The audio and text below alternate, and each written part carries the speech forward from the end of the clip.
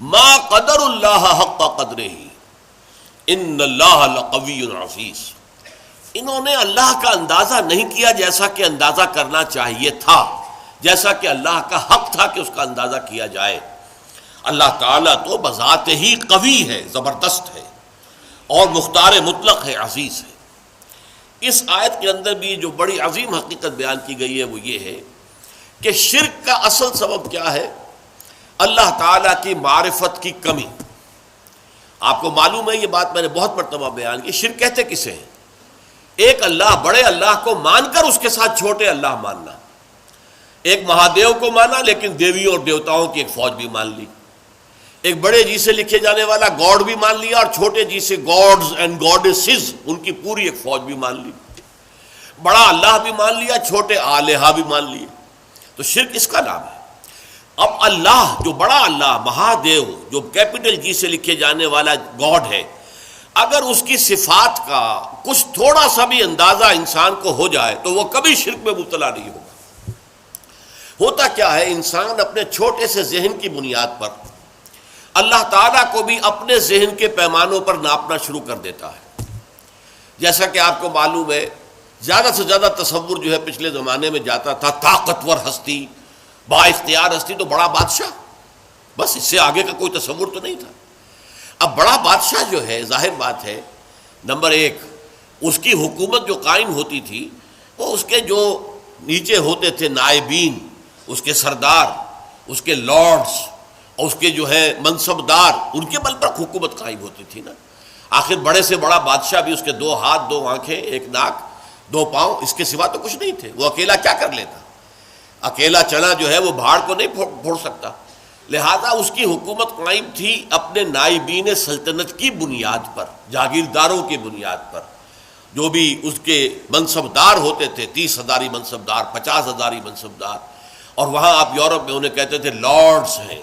یہ ہے در حقیقت کہ جن کی بنیاد کے اوپر بادشاہ کی بادشاہت قائم. تو انہوں نے تصور کیا کہ اللہ بھی ایک بہت بڑا بادشاہ ہے، مان لیا سب سے بڑا بادشاہ ہے، لیکن اس کے نائبین سلطنت ہیں.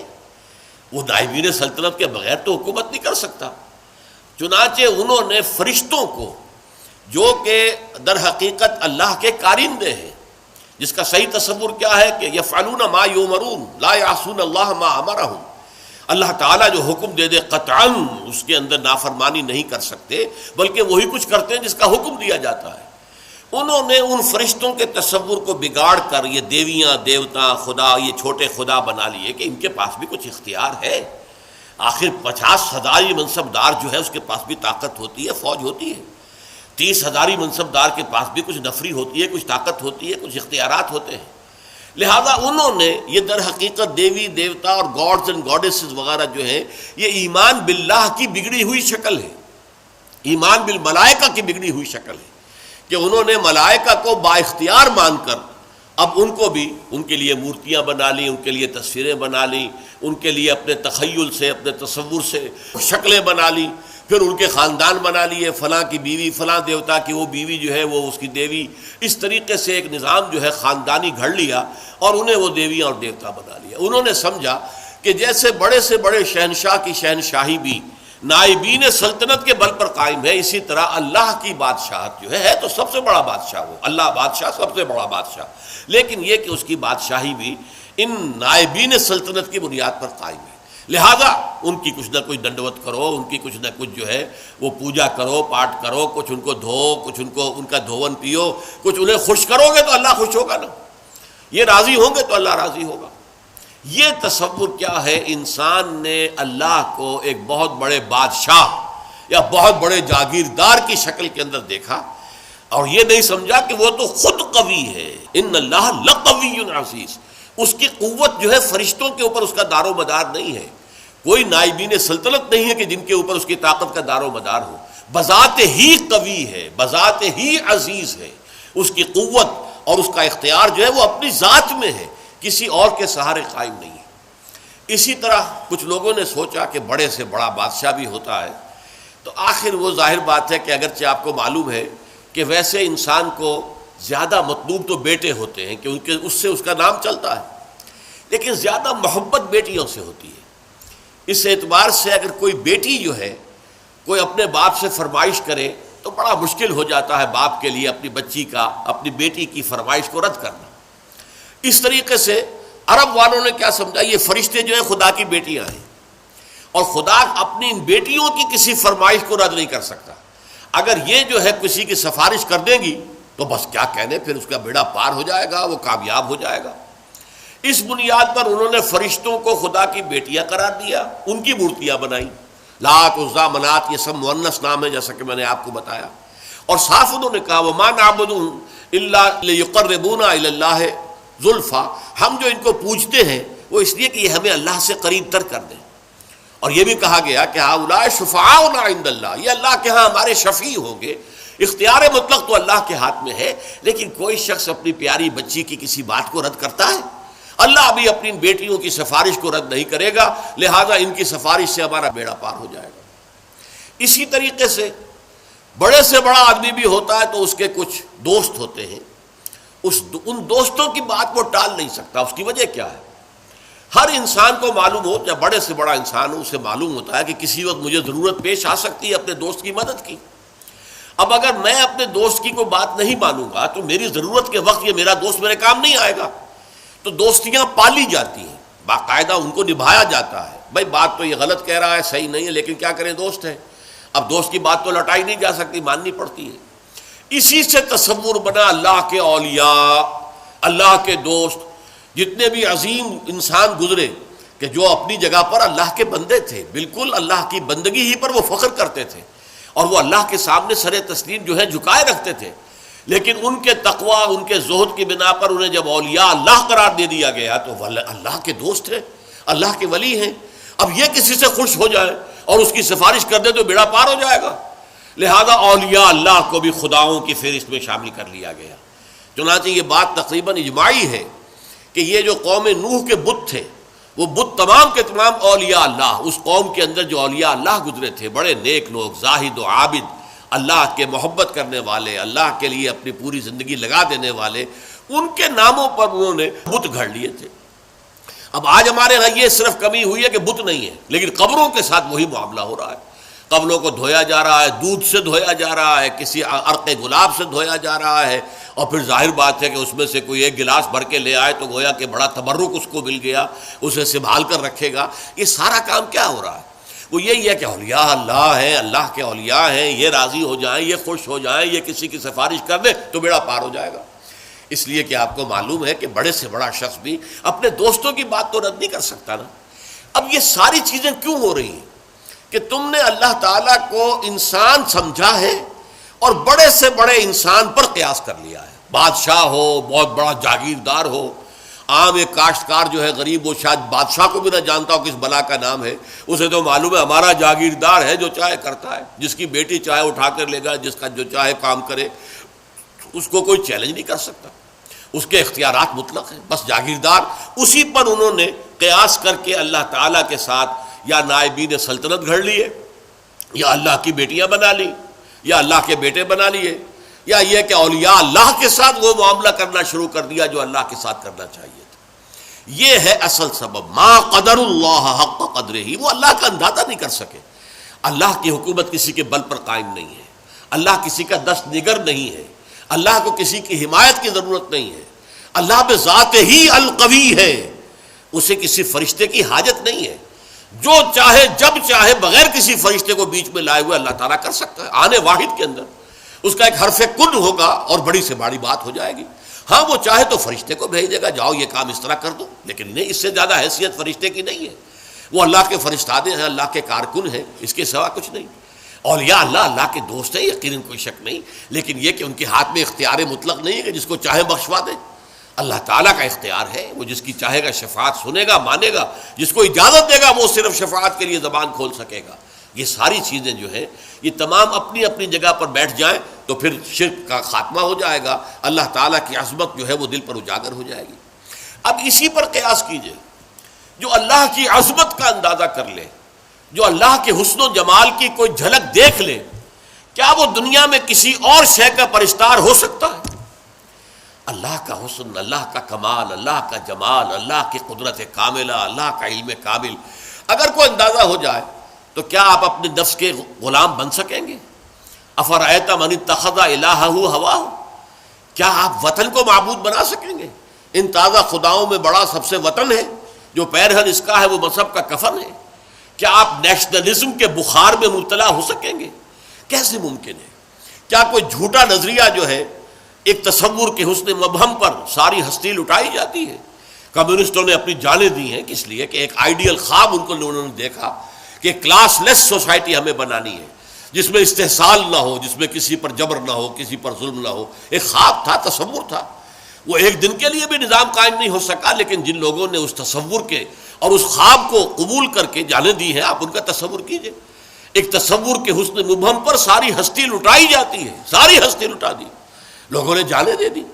تو لیکن یہ کہ اللہ کا اگر انسان کو اللہ کی معرفت کا کچھ حصہ حاصل ہو جائے، اللہ کی قدرت کاملہ، اللہ تعالیٰ کے علم کامل، اللہ تعالیٰ کا ہر جگہ ہر آن موجود ہونا، اللہ کا ہمارے ساتھ ہونا، ہماری رگے جاں سے بھی قریب تر ہونا، یہ ساری اس کی صفات کمال جو ہے، اگر واقعتاً اس کی کوئی جھلک انسان دیکھ پائے، دیکھیے میں کہہ رہا ہوں دیکھ پائے، ایک یہ کہ عقیدہ ہے ہمارا، عقیدہ اور شے ہے، اگر آپ کو یہ محسوس ہونے لگے، اگر یہ آپ کا حال بن جائے، اگر یہ آپ کی وجود کے اندر سرایت کر جائے، تو یہ ہے پھر سب سے اونچا مقام، یہ ہے کہ جس سے پھر آپ بری ہو جائیں گے ہر نوع کے شرک سے۔ کیا فرشتے اور کیا اولیاء اللہ اور کیا انبیاء اور رسول، انبیاء اور رسول بھی اللہ تعالیٰ کے ایک کام کے اوپر معمور ہے، وہ تو کانپتے رہتے تھے کہیں ہم سے کمی نہ ہو جائے، کہیں ایسا نہ ہو کہ ہماری طرف سے تو کوتاہی نہیں ہو رہی، کہیں اللہ تعالیٰ کے ہاں ہم نہ پکڑے جائیں کہ یہ لوگ ایمان اس لیے نہیں لا رہے کہ شاید ہماری طرف سے تبلیغ اور دعوت میں کوئی کمی ہو رہی ہو۔ ان کا حال تو یہ ہوتا تھا۔ اولیاء اللہ کا معاملہ کیا تھا؟ یقیناً انہوں نے اپنی زندگیاں جو ہے لوگوں کو خیر کی طرف دعوت دینے میں صرف کی ہے، لیکن خود ان کی اپنی زندگی دیکھو، وہ مکمل عبد تھے۔ سب سے بڑھ کر یہ کہ محمد الرسول اللہ جو حبیب اللہ ہے صلی اللہ علیہ وسلم، ان کی بھی نسبت عبدیت مقدم ہے، نسبت رسالت مؤخر ہے۔ اشہد ان لا الہ الا اللہ وحدہ لا شریک لہ واشہد ان محمدًا عبدہ ورسولہ، عبدیت مقدم ہے، رسالت مؤخر ہے اس پر۔ آپ کی اصل نسبت جو ہے، میں نے بارہا اس کو بیان کیا ہے، قرآن مجید میں جہاں کہیں بھی ایسا مقام آتا ہے کہ بہت ہی شفقت اور محبت اور اپنائیت کا اظہار ہو حضور کے لیے، وہاں حضور کی نسبت عبدیت کو واضح کیا جاتا ہے۔ سبحان الذی اسریٰ بعبدہ لیلا من المسجد الحرام الی المسجد الاقصی، یہ کیا تھا؟ اس قدر بڑا واقعہ ہو رہا ہے، معراج کا واقعہ ہو رہا ہے، لیکن کیا عبد کا لفظ لایا گیا، سبحان الذی اسریٰ بعبدہ، جو اپنے بندے کو لے گیا۔ عبدہ جو ہے وہ اصل نسبت ہے۔ سورہ کہف کے اندر الحمدللہ الذی انزل علی عبدہ الکتاب ولم یجعل لہ عوجا، تبارک الذی نزل الفرقان علی عبدہ لیکون للعالمین نذیرا۔ عبدیت ہے اصل نسبت محمد الرسول اللہ صلی اللہ علیہ وسلم کی۔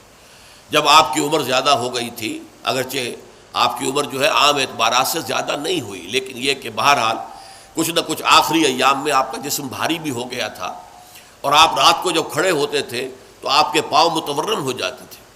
اس پر یہ ہے کہ کچھ لوگوں نے کہا آپ اپنے کو کیوں اتنی مشقت جھیل رہے ہیں، کیوں آپ اتنی تکلیف جھیل رہے ہیں؟ آپ کے تو اللہ تعالیٰ، اول تو آپ کے گناہ کا کوئی سوال ہی نہیں، کوئی خطا کسی درجے میں اگر کوئی ہوئی بھی ہو تو اللہ تعالیٰ آپ کے اگلے پچھلے تمام خطائیں معاف کر چکا ہے۔ تو حضور کا کیا جواب تھا؟ افلا اکون عبدا شکورا، تو کیا میں اللہ کا شکر گزار بندہ نہ بنوں؟ اللہ کی نعمتیں جو مجھ پر ہوئی ہیں، جو انعامات ہوئے ہیں، اللہ نے مجھ پر جو فضل فرمایا ہے، اللہ نے مجھے جو مقامات عالیہ عطا کیے ہیں اور جو مزید عطا کرنے کا وعدہ کیا، مقام محمود یہ مجھے عطا کیا جانا ہے، میں اس کا شکر ادا نہ کروں؟ یہ اس کا شکرانہ ہے جو میں ادا کر رہا ہوں۔ میں رات کو کھڑا ہو کر یہ مشقت جھیل رہا ہوں، میرے پاؤں جو ہے ان پر ورم آ رہا ہے، ٹھیک ہے، لیکن یہ سب کچھ کیوں کر رہا ہوں؟ افلا اکون عبدا شکورا، کیا میں اللہ کا ایک شکر گزار بندہ نہ بنوں؟ تو اس اعتبار سے نوٹ کر لیجئے کہ اولیاء اللہ ہوں یا انبیاء ہوں یا رسول ہوں، عظیم ترین شخصیتیں ہوں، ان کا اصل جو ہے، جو سرمایہ افتخار ہے ان کے لیے، وہ تو عبدیت ہے۔ یہی وجہ علامہ اقبال نے بہت خوب انداز میں کہا ہے، جو معراج کی کیفیت کو بیان کیا کہ عبد دیگر عبدہو چیزیں دیگر، ما سراپا انتظار او منتظر۔ اب یہ شعر جو ہے اس وضاحت چاہتا ہے، عبد تو سبھی ہے، خواہشات کا بندہ، نفس کا بندہ، دولت کا بندہ، وطن کا بندہ، یہ سب بندے ہیں، سب بندگی تو ہے۔ عبد دیگر، عبدہ، صرف اسی کا بندہ بن جانا، سب سے ہٹ کر، سب سے آزادی پا کر۔ یہ ایک سجدہ جسے تو گراں سمجھتا ہے، ہزار سجدوں سے دیتا ہے آدمی کو نجات۔ وہ عبدہ جو صرف اللہ کا بندہ بن چکا ہو۔ عبدہ چیز دیگر، یہ شے اور ہے۔ ما سراپا انتظار، او منتظر۔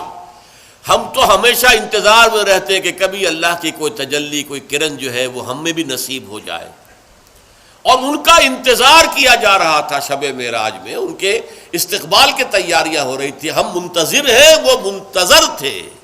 ما سراپا انتظار، منتظر عربی میں معنی ہوں گے انتظار کرنے والا، اور منتظر مفعول ہے جس کا انتظار کیا جا رہا ہو۔ وہ منتظر، ان کا تو انتظار ہو رہا تھا، استقبال کی تیاریاں ہو رہی تھی۔ تو اس چیز کو ذہن میں رکھیے کہ یہ زمین و آسمان کا فرق ہو جاتا ہے جب انسان صرف اس کا بندہ بن جائے۔ اور صرف اس کا بندہ کب بنے گا؟ جبکہ حقیقتاً لا مطلوب الا اللہ، لا مقصود الا اللہ، لا محبوب الا اللہ۔ کوئی درمیانی مقاصد ہو سکتے ہیں، آخری مقصد اللہ۔ چھوٹی محبتیں ہو سکتی ہیں، اولاد سے بھی کرو، بیویوں سے کرو، بیویاں شوہروں سے کرے، اپنے وطن سے بھی کرو، لیکن یہ کہ سب محبتیں جو ہے وہ ایک محبت کے تابع ہو جائے، اللہ کی محبت کے تابع۔ یہ ہے لا محبوب الا اللہ، محبوب حقیقی، محبوب مطلق اللہ کے سوا کوئی نہیں، مطلوب حقیقی، مطلوب مطلق اللہ کے سوا کوئی نہیں، مقصود حقیقی، مقصود مطلق اللہ کے سوا کوئی نہیں۔ اور اگر انسان اللہ کو چھوڑ کر کسی اور شے کو اپنا مقصود اور آدرش اور آئیڈیل اور نصب العین بناتا ہے تو کیوں بناتا ہے؟ اس لیے کہ اس کا ذہن وہاں تک پہنچا ہی نہیں، اس کے بازو میں اتنی طاقت نہیں تھی کہ اپنی کمند کو پوری اونچائی تک پہنچا سکتا۔ یزداں بکمند داور ہے ہمت مردانہ، یہ ہمت مردانہ نہیں تھی کہ وہ جو ہے مطلوبیت اور مقصودیت اور محبوبیت کی کمند جو ہے وہ جا کر اللہ تعالیٰ کی ذات کے ساتھ چپک جائے، درمیان ہی میں کہیں اٹک گئی ہے، کہیں اپنے نفس کو معبود بنا لیا ہے، محبوب بنا لیا ہے، مقصود بنا لیا ہے، مطلوب بنا لیا ہے، کہیں وطن کو بنا لیا ہے، کہیں قوم کو بنا لیا ہے، کہیں کسی نظریے کو بنا لیا ہے، نظام کو بنا لیا ہے، انسانیت کو بنا لیا ہے۔ یہ سب جو ہے در حقیقت کیوں ہے کہ ما قدر اللہ حق قدرہ، وہ اللہ کا اندازہ نہ کر پائے، اس کے کمال و جمال کا، اس کے حسن کا، اس کی صفات کمال کا اندازہ نہیں کر پائے۔ دیکھیے قدر جو ہے عربی زبان میں اس کا اردو میں ترجمہ کریں گے بلکہ انگریزی میں ویلیو، اور جب یہ ورب کے طور پر آئے گا ٹو ایویلیویٹ، ہر شے کی آپ ایک قدر و قیمت کا تعین کرتے ہیں، یہاں یہ ورب کے طور پر آیا، قدر ویلیو ہے، اور قدر جب آیا قدر یقدرو، اس کے معنی کیا ہے؟ To evaluate. تو یہ اللہ کا اندازہ نہ کر سکے، اللہ کے صفات و ذات کی کوئی جھلک جو ہے صحیح معنی میں دیکھ نہ سکے، اس لیے ان کی کمند کہیں درمیان میں اٹک کر رہ گئی ہے، ان کا مقصود و مطلوب ذات باری تعالیٰ کے سوا کچھ اور بن گیا ہے۔ اللہ تعالیٰ ہمیں حقیقی معنی میں موحد، توحید پرست ہونے کی توفیق عطا فرمائے۔ بارک اللہ لی و لکم فی القرآن العظیم ونفعنی وإیاکم بالآیات والذکر الحکیم۔